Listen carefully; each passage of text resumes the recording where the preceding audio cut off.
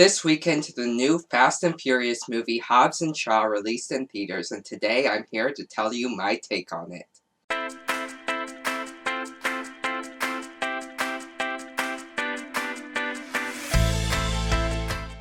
Hi, my name is Andy, and I started this channel because I like sharing my takes on movies. If you also love talking about movies, consider subscribing down below so that you don't miss any of my future content. Also, before I give you my take on the movie, go ahead and comment if you've seen the movie, what did you think of it, and if you haven't, are you looking forward to seeing it?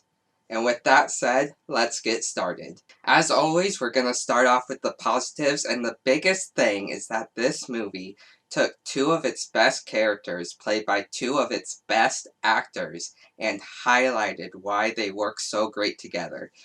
Dwayne Johnson and Jason Statham have great chemistry, and their limited parts together in the past couple movies definitely got me hyped for this one, and this one succeeds in expanding on why they are such a great duo.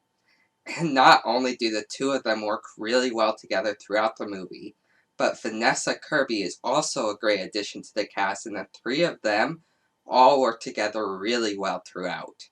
And there are a lot of other great cast members in this movie as well, whether we're talking about bigger parts or unexpected cameos. And this might be one of my overall favorite casts of the year, although I feel like I've said that a few other times before as well.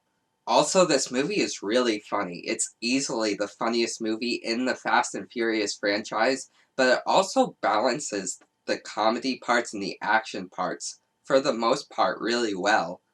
This movie also has some great action sequences, and I found myself liking both the comedy parts and the action parts, which is sometimes kind of hard to impress me on both. What other people have said about it being a bit like a superhero movie at times is definitely true, but I think it worked well. It never felt like it went too far in that aspect because it fit within the tone of the movie.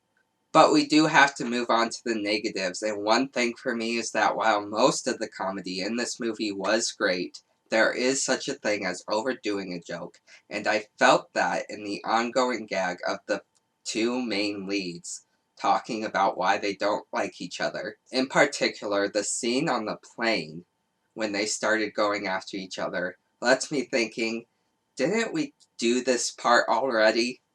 And there were a couple other smaller jokes throughout the movie that didn't quite work for me as well.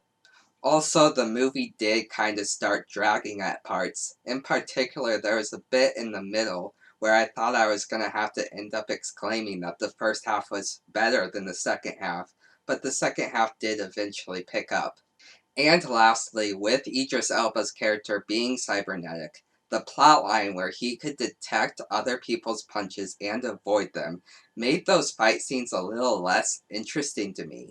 First off, it really highlighted how much of an over-reliance there is on punching in those types of scenes. But also, after the first couple of attempts as an audience member, we kinda get it. Anytime our two leads go for a punch, he's gonna detect it and he's gonna avoid it. And they're gonna have to find some other method to take him down. And while I can definitely see why to the two lead characters that wouldn't be completely obvious that that's exactly what's happening, as an audience member, it just kind of lowered the intensity for me because anytime that they went for a punch, I knew exactly how it was going to end up. With all of that said, I still had a really fun time with this film, and it's easily my new favorite film in the Fast and Furious franchise. On my 0 to 100 scale, I'm going to go with an 81, and I would recommend this movie to anyone who likes fun action movies. If you like this review, be sure to like and subscribe down below so that you don't miss any of my future content.